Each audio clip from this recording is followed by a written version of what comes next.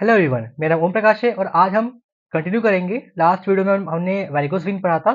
आज हम डीवीटी पढ़ेंगे और एडनॉइड्स फेनोमेना पढ़ेंगे। ठीक है, डीवीटी क्या होता है? डीवीटी का रिस्क फैक्टर क्या है? वैरिकोस वेन जो था वो खुद डीवीटी में मिलता था। डीवीटी नाम पर चला है डीप वीन थ्रोम्बोसिस, मतलब आपके डीप वीन में थ्रोम्बोस आ गया है। ठीक है, तो कब होता है ये? हाइपर कोगुलर स्टेट में होता है ये। ठीक है, कंजेनाइटल या फिर एक्वायर्ड। कंजेनाइटल कब होगा? सच फैक्टर 5 लेडिन म्यूटेशन। ठीक है, अगर आपका फैक्टर 5 लेडिन म्यूटेशन हो गया है, ये प्रोटीन सी और एस का डेफिशिएंसी हो गया है, ये एंटी थ्रोम्बिन 3 डेफिशिएंसी हो गया है, तो आपका हाइपर कोगुलेबल स्टेट होता है और वो कंजेनिटल होगा। ठीक है, अब आते हैं एक्वायर्ड में। ये कब होगा? Anti phospholipid antibody syndrome. ठीक है, अगर एंटी फॉस्फोलिपिड एंटीबॉडी सिंड्रोम हो गया है या नेफ्रोटिक सिंड्रोम हो गया है, तो आपका हाइपर कोगुलेबल स्टेट हो जाता है। ठीक है, nephrotic syndrome, anti phospholipid antibody, ठीक है, और अगर एंटी थ्रोम्बिन 3 का डेफिशिएंसी या फिर लेडिन फैक्टर 5 लेडिन म्यूटेट हो गया है, तो होगा कंजेनिटल होगा कंजेनिटल। अब आते हैं ओल्ड एज। ठीक है, अगर बहुत ज़्यादा ओल्ड है उसमें दिखता ही है, ओबेसिटी दिखता है, ओबेसिटी में, प्रेगनेंसी में। ठीक है, prolonged bed rest due to surgery, बहुत लंबा बेड रेस्ट कर दिए हैं सर्जरी के कारण। पास्ट हिस्ट्री है, फैमिली हिस्ट्री है of Venus thromboembolism, recent MI का स्ट्रोक का वो आया है आपका हिस्ट्री आया है, हाइपर होमोसिस्टेमिया का केस हो सकता है, और पेशेंट जो ब्लड ग्रुप ए होते हैं उनमें डीवीटी होने चांसेस ज़्यादा रहता है। ठीक है, और पेशेंट जो ब्लड ग्रुप ओ होते हैं उनमें वो अगेंस्ट डीवीटी के प्रोटेक्ट रहते हैं। ठीक है, तो हम लोग इसमें एक विर्चुअल ट्राउट दिखता है। क्या दिखता है हम लोग विर्चुअल ट्राउट? पहला क्या है? Endothelial injury. ठीक है, आपको एंडोथेलियल में इंजरी दिखेगा। दूसरा क्या है आपका? Hyper coagulative state. ठीक है, कंजेनिटल से एक्वायर्ड। और लास्ट है आपका स्टेसिस। ठीक है, आपका जो ब्लड है वो रुक सा गया है। ठीक है, स्टेसिस हो गया, फिर टर्बुलेंट ब्लड फ्लो हुआ है। ये तीन याद रखना है। आपका एंथ्राइड इंजरी हो गया है, आपका स्टेसिस हो गया है, और आपका हाइपरकोलिक स्टेट हो गया है। ठीक है, इस सेक्टर में क्या आएगा आपका?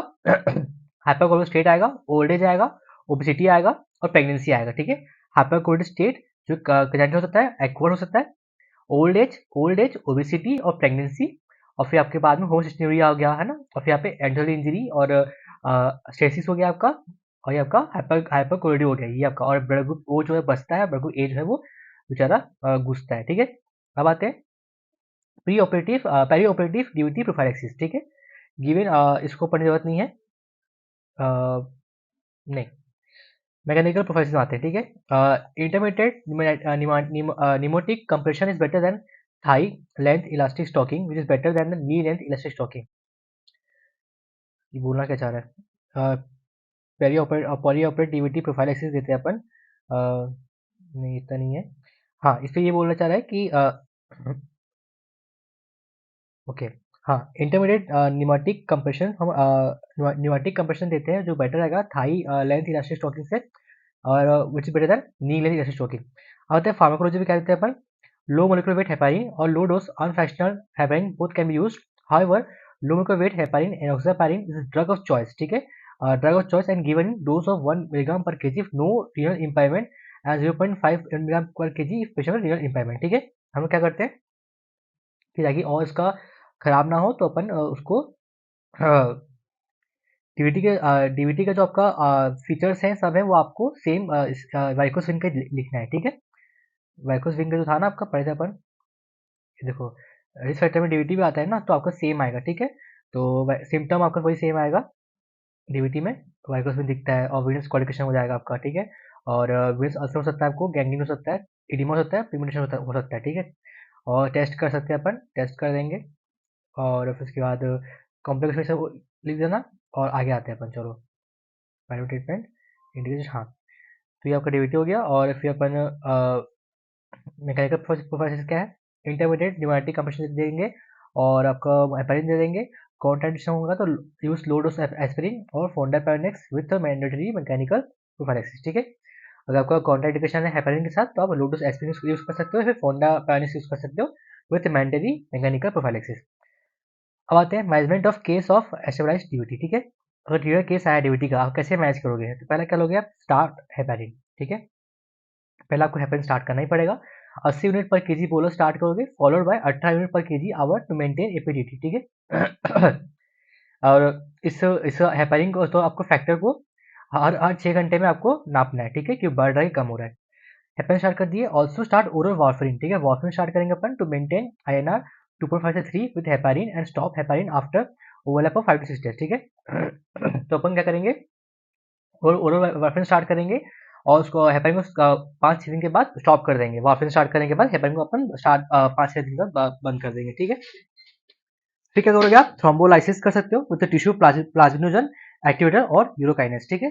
तो आप थ्रोम्बोलाइसिस कर सकते हो टिश्यू प्लाज्मिनोन एक्टिवेटर या फिर यूरोकाइनेस के थ्रू, ठीक है। यूरोकाइनेस याद रखना, ये क्या है आपका टिश्यू प्लाज्मिनोजन एक्टिवेटर है, ठीक है। Thrombolysis is advised if the patient present with 5 से 7 दिन ऑफ डीवीटी। एंडोवास्कुलर थेरेपी दे सकते हो with balloon dietitian and stenting, ठीक है, कैन आल्सो बी डन। क्या करोगे आप, एंडोवास्कुलर सिस्टम जो है ना वहाँ पर थेरेपी दे सकते हो। आप क्या करोगे, आपको हुआ क्या है, ये आपका वीन है, डीप वीन है, यहाँ पे थ्रोम्बस आ गया है, तो आप क्या करोगे, यहाँ पे एंडोवास्कुलर करके आप यहाँ पे बलून जाओगे और बलून को डायरेक्ट करोगे ताकि ये फट जाए, ठीक है, और निकल जाए। तो आप endotherapy with balloon dilatation and stenting, stenting लगा सकते हो। यहाँ से स्टॉप हो गया तो अब यहाँ से ऐसे करके स्टेंट लगा दोगे, ठीक है। Surgical thrombectomy is indicated only when patient has phlegmasia Corelia dolens not responding to medical therapy।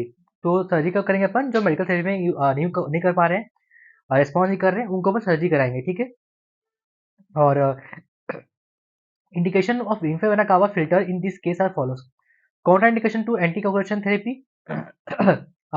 Indication कब होगा, हम जब Infravena-Cava का फिल्टर करेंगे, जब एंटीकोगुलेशन थेरेपी में कॉन्ट्राइंडिकेशन हो गया है और सॉरी जब एंटीकॉन थेरेपी से कॉम्प्लिकेशन आ रहे हैं, ठीक है, कॉन्ट्रा इंडिकेशन है तब करेंगे, कॉम्प्लिकेशन आ रहा है तब करेंगे, अगर आपका थ्रोम्बस जो है वो फ्लोटिंग वाला है तब करेंगे, अगर बार बार आपका पल्मोनरी एम्बोलिज्म डीप थ्रोम्बोसिस हो रहा है तब करेंगे, ठीक है।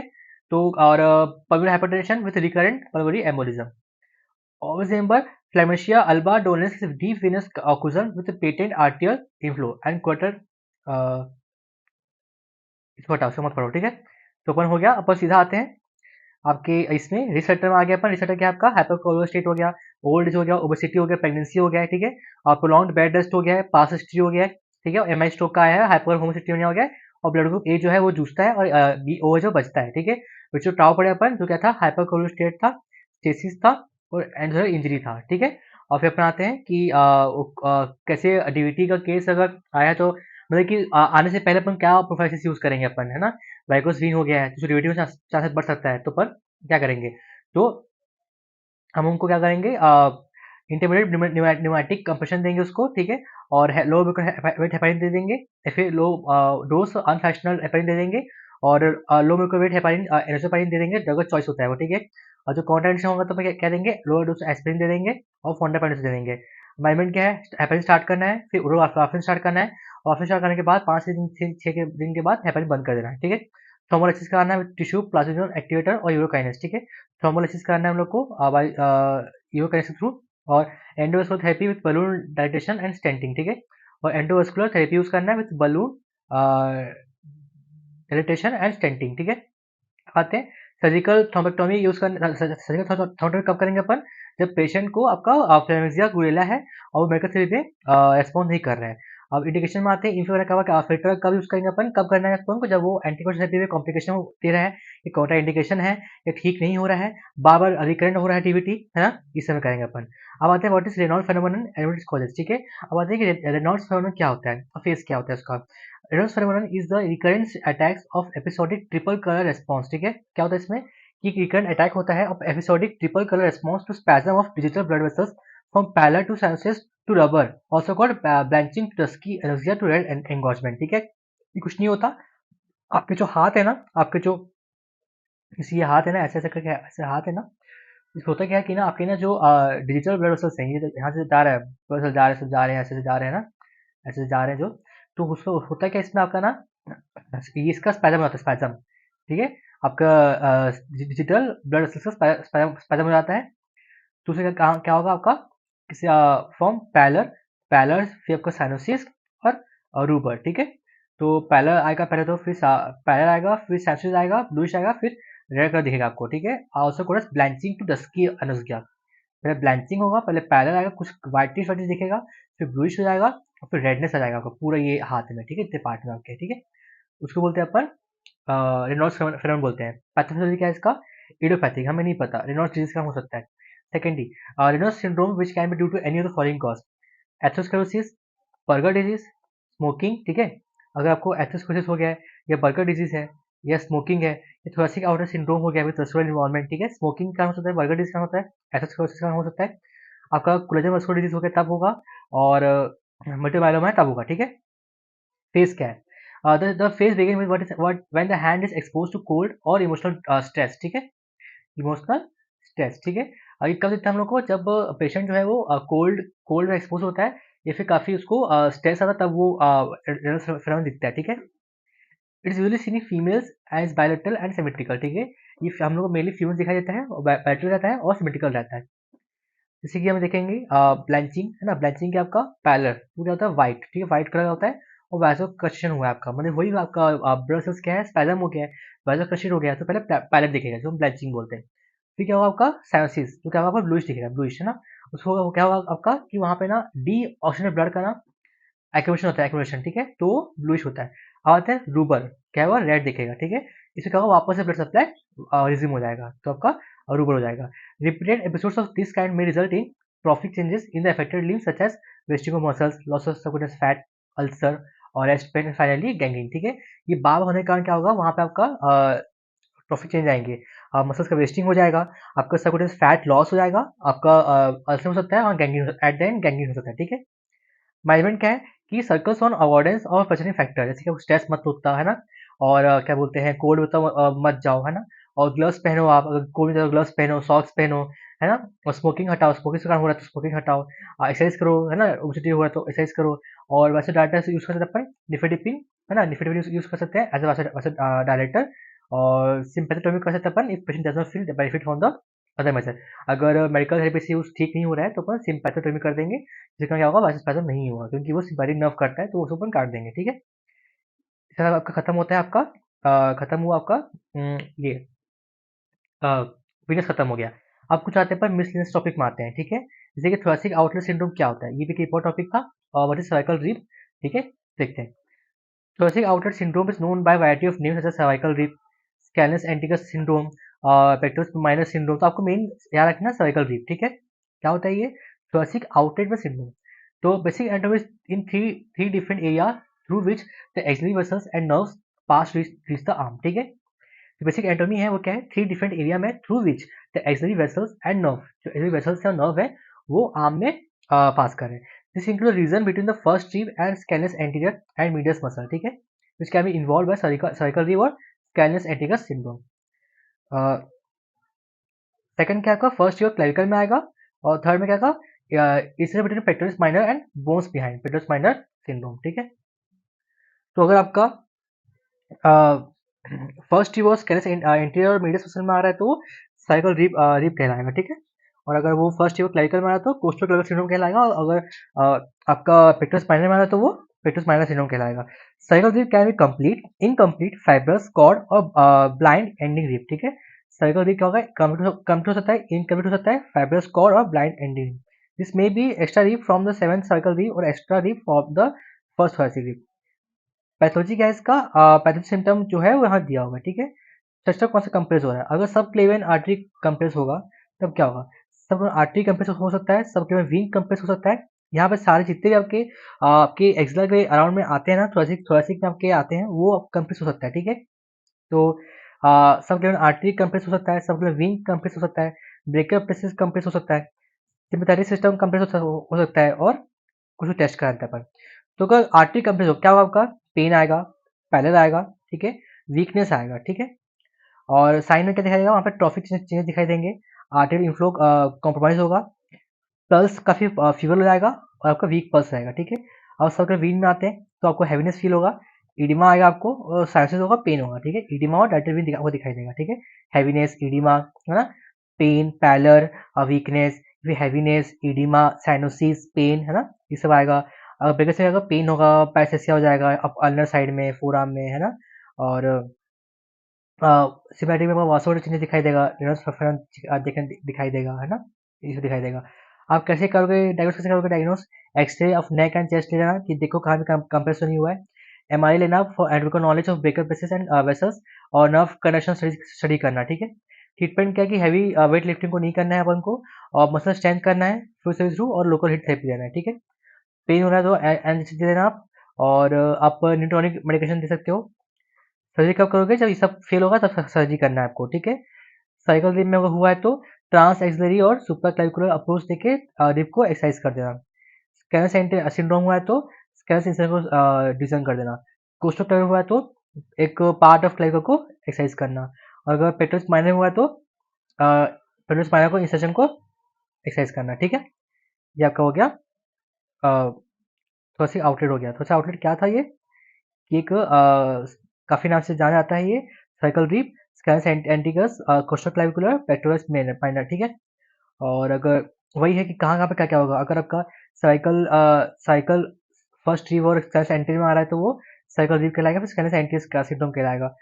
और फिर आपका अगर आपका क्या बोलते हैं फर्स्ट रीव क्लैविकल में आ रहा है तो कोस्टल क्लैविकुलर सिंड्रोम कहलाएगा। अगर पेक्टोरस माइनर में आ रहा है तो पेक्टोरस माइनर सिंड्रोम कहलाएगा, ठीक है। हम्म और इस पे सारे जो सिम्टम जो स्ट्रक्चर्स पास होते हैं वही इन्वॉल्व होंगे तो आपको दिखेगा, ठीक है। और फिर ये सब देख लेंगे सर्कुलर आर्टरी में क्या होगा, सर्कुलर वीन में क्या होगा, प्लेकल प्लेक्सस में क्या होगा, सिस्टम में क्या होगा। एक्सरे कर देंगे, एमआरआई कर देंगे और नर्व कंडीशन स्टडी कर देंगे अपन, ठीक है। और वेट लिफ्टिंग का अवॉइड करना है, फ्लूइड से भी करना है, मसल को स्ट्रॉन्ग करना है, और लोकल हीट थेरेपी देना है, पेन के जैसे दे देंगे, और सर्जरी कर देंगे अपन, ठीक है। सर्जरी पढ़ लिए थे। अब आते हैं अपन कि तो हम थोड़ा सा आउटलेट पढ़ लिए, है ना। हमारा वेन्स खत्म हो गया। अब लिम्फेडिमा, ठीक है। लिम्फेडिमा इंपॉर्टेंट है, ये लिम्फेटिक्स चैप्टर्स में आते हैं। लिम्फेडिमा आता है तो, और एक आपका लिम्फोजियोमा आता है। तो देखते चलो इसको पढ़ लेते, कंप्लीट कर लेते हैं।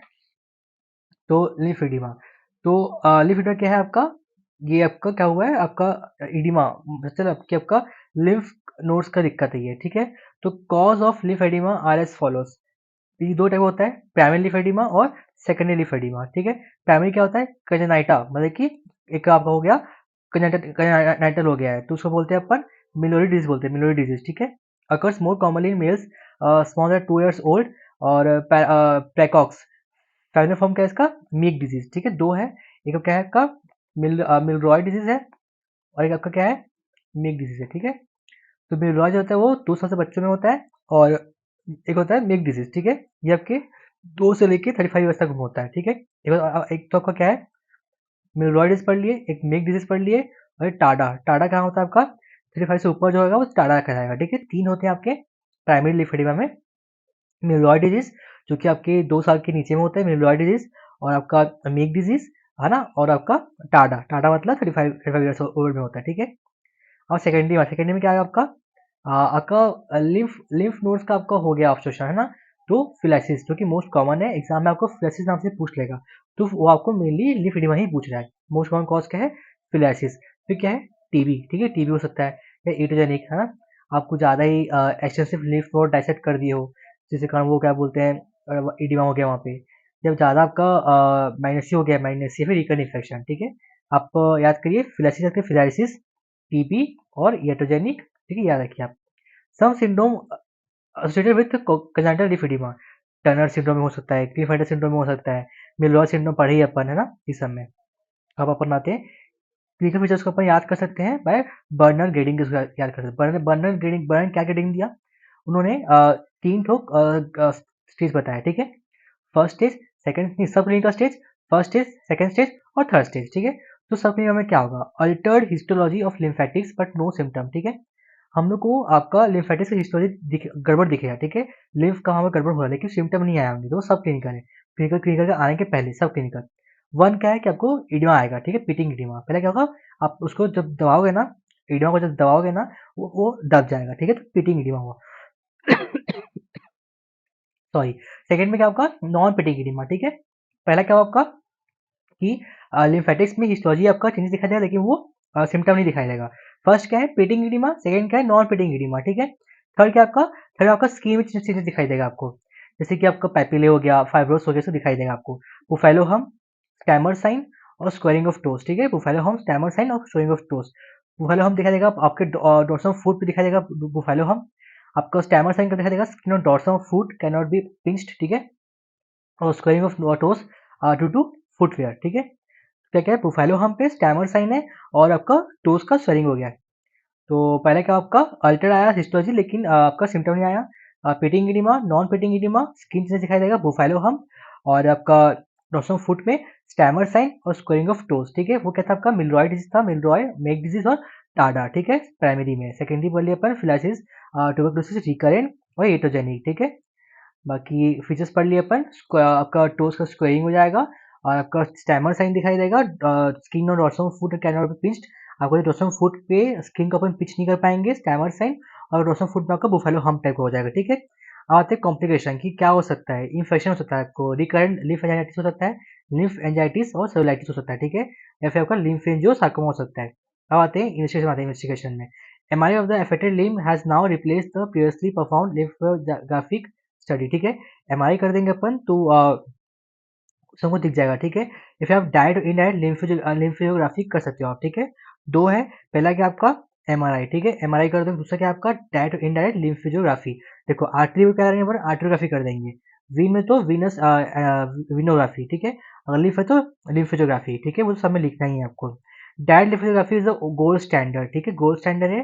Perform a direct illustration of the contrast in the lymphatics. Which indirect क्या होता है, यूजिंग इंटरडर्मल इंजेक्शन, ठीक है, डाइक यूज के अपन देखते हैं।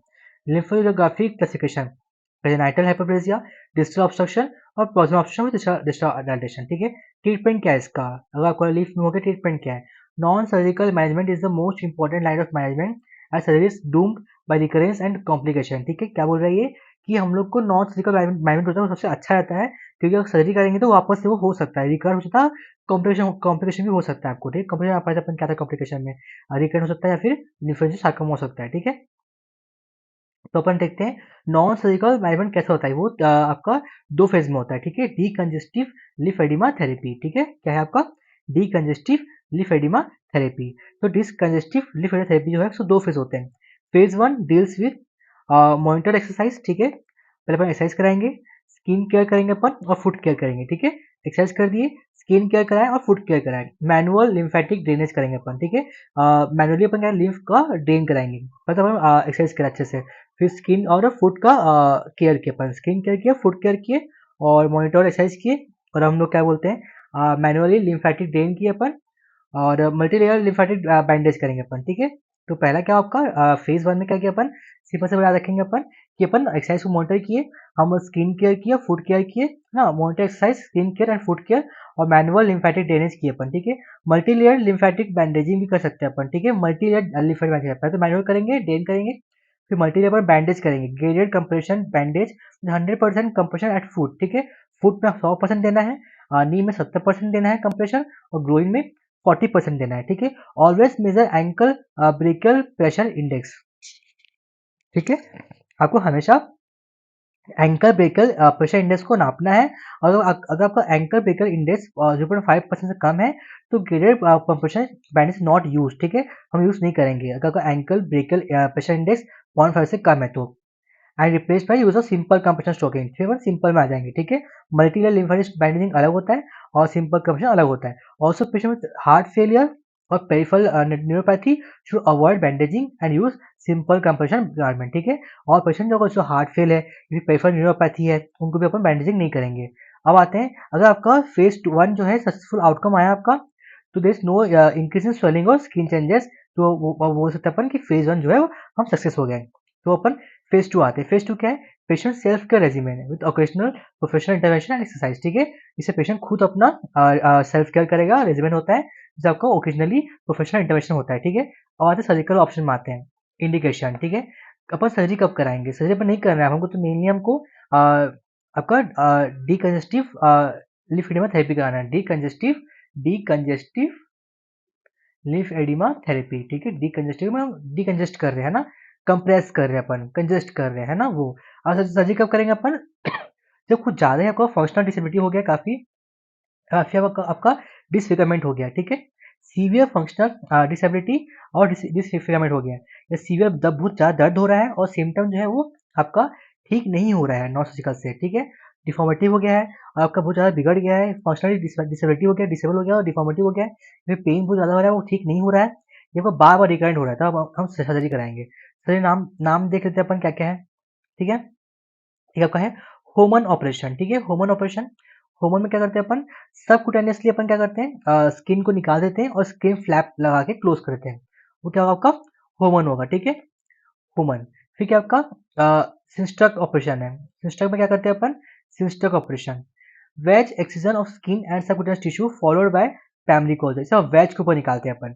थॉमसन थॉमसन थॉमसन देखते हैं, buried one flap under another, chance of paradol science function, ठीक है। इसको क्या करते हैं अपन, एक फ्लैग के ऊपर एक और लगा देते हैं अपन, थॉमसन, ठीक है। हम याद रखेंगे होमस, याद रखेंगे होमस, क्योंकि होमस एक उसमें भी था, पढ़े थे अपन, शायद वीनस पढ़े थे अपन, तो हाँ वीनस पढ़े थे अपन, है ना, वाइकोस वीन को वो करा था जो। तो होमस हो गया आपका एक, है ना, होमस। और आपका एक थॉमसन याद रख लो, और चार्ल्स, चार्ल्स के साथ हो गया प्रिंस चार्ल्स, ठीक है। इसे हम क्या करते हैं, सी से सी, सर्कमफ्रेंशियल, सी से चार्ल्स और सी से सर्कमफ्रेंशियल, इस अपन सर्कमफ्रेंशियली एक्सरसाइज कर देंगे स्किन का और सर्कुलर टिश्यू का और फेशिया का, और फिर उसमें ग्राफ लगा देंगे, ठीक है। पहले अपन होमस से क्या किया, होमस जो है ना वो ह्यूमन है, मतलब कि बहुत अच्छा है, ह्यूमन है वो, ह्यूमन क्या करता है सबसे कम चीज को ठीक करता है ना, मतलब कि ह्यूमन नेचर क्या होता है, हम उसे बहुत कम दर्द देंगे, तो क्या करेंगे अपन, सिर्फ स्किन फ्लैप लगा देंगे अपन, ठीक है। बाकी और नहीं उखाड़ेंगे, सिर्फ स्किन में फ्लैप लगा देंगे सबकुटेनियसली। फिर आता है अपन थॉमसन। थॉमसन क्या है, थॉमसन अंग्रेज आदमी है, तो क्या करता है, उसे दिमाग नहीं, उसके पास अंग्रेज है, दिमाग नहीं है, तो क्या करता है वो ना एक के ऊपर एक लगा देता है, फ्लैप फ्लैप लगाता है, इससे क्या होता है आपको साइनस बन जाता है उसमें, ठीक है। ये हो गया थॉमसन, दिमाग नहीं है। अब आता है चार्ल्स, चार्ल्स कौन है, प्रिंस चार्ल्स, ठीक है। वो प्रिंस चार्ल्स है भाई, राजा है वो, तो क्या करता है वो पूरा निकल, वो बोलता है मैं, मेरे को कम नहीं चाहिए भाई, मेरे को पूरा निकालना है, वो क्या करता है वो स्किन भी निकाल देता है, वो सबकुटेनियस टिश्यू में निकाल देता है और फेशियल निकाल देता है, ठीक है। और फिर उसको ग्राफ्ट में क्लोज कर देता है, ठीक है। ये आपका चार्ल्स हो गया, ठीक है। तो ये अपन तीन याद रखते हैं। और किनमौत बाईपास अपन क्या करते हैं, ईलर म्यूकोसल पैच लगाते हैं, किनमौत याद नहीं जाएगा। फिर क्या आपका नॉन हॉजकिन हॉजकिन लिम्फोमा, ये आप पढ़ोगे इसको, इसमें क्या बोलते हैं, ये आपको नहीं पढ़ना है और ये भी नहीं पढ़ना है ना, नॉन हॉजकिन ये सब भी नहीं पढ़ना है, नॉन हॉजकिन नहीं आएगा, तो इम्पोर्टेंट वही पढ़ेंगे अपन, ठीक है। ठीक है, तो इसके साथ हमारा क्या हुआ, खत्म हो गया हमारा, क्या बोलते हैं, लिम्फ खत्म हो गया, अपन लिम्फ पढ़े अपन। और हमने पढ़ा एक और टॉपिक क्या है, लिम्फ में आपका लिम्फेडिमा आता है, तो अपन पढ़ लिए है ना, लिम्फेडिमा आता है, पढ़ लिया, फ्रेसिस पढ़ने, फ्रेसिस क्या लिखोगे वही लिखोगे जो आपका लिम्फेडिमा है, ठीक है। बाकी और थोड़ा बहुत आपका वो लिख देना, क्या बोलते हैं, हाँ, कि एलिफेसिस होता है, कैसे होता है, कौन विच बैंक ऑफ टाइसा आप पढ़े हुए हो, आप उसे लिख देना, ठीक है। और एक आपका है लिम्फ एंजियोमा है, लिम्फ एंजियोमा है, तो एक मिनट चेक करते हैं अपन, एक मिनट ना, कि लिम्फ एंजियोमा देखते हैं अपन, वेट, वेट ना, लिम्फ एंजियोमा कहाँ दिया देखते हैं, अगर नहीं दिया तो फिर उसको ना एसआरबी से पढ़ लेंगे, ठीक है, वो भी आता है, क्योंकि वो भी आया है वो क्वेश्चन, लिम्फ एंजियोमा,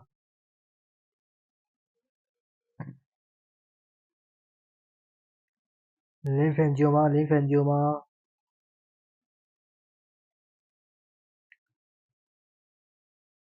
तो आपका जीआईटी होगा, जीआईटी में नहीं होगा, है ना। और अपन फिर ये आपका आ गया, हाँ ये तो आपका यूरो हो गया, यूरो भी नहीं है, नीरो, नीरो भी नहीं, इस पे अपन ये वाला चैप्टर पढ़े अपन ने, ये पढ़ लिया अपन, और फिर ये पढ़ लिया अपन, और आपका लिम्फेडिमा पढ़ लिया है ना।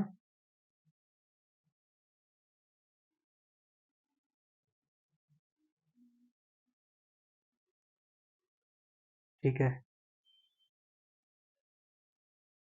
ये टॉपिक इंपॉर्टेंट है, हेमेंजियोमा, ठीक है, जो कि आपका उसमें आता है।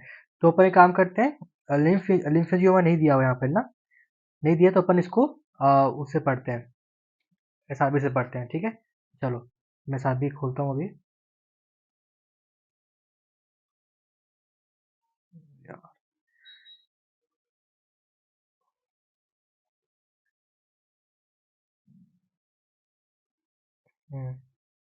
एसआरबी, एसआरबी का ये आपका जनरल सर्जरी में होगा ये, है ना। हम्म, जनरल सर्जरी में होगा ना, हाँ, जनरल सर्जरी में होगा, थंबनेल में आते रुको।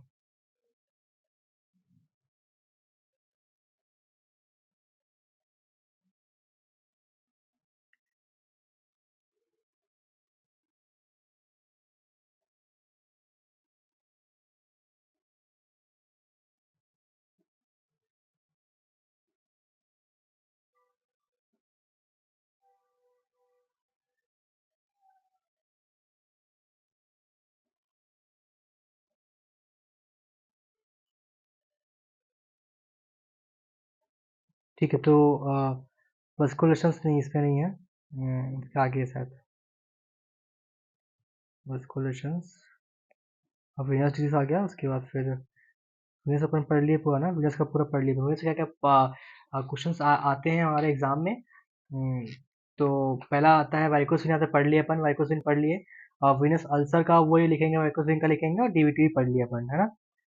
तो कंप्लीट करते हैं अपन, ये कंप्लीट है।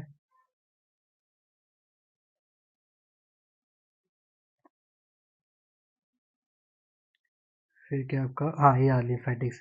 लिम्फेटिक अपन लिफिडिमा पढ़ लिए, और लिफिडिमा पढ़ लिया है अपन को। लिफ एंजियोमा पढ़ना है ना। तो लिफ एंजियोग्राफी, लिफिडिमा पढ़ लिया अपन, है ना।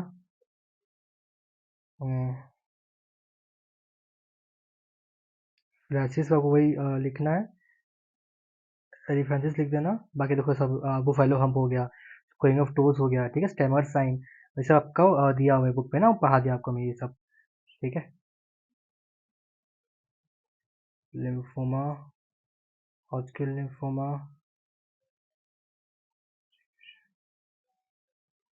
Non हॉटस्किन lymphoma,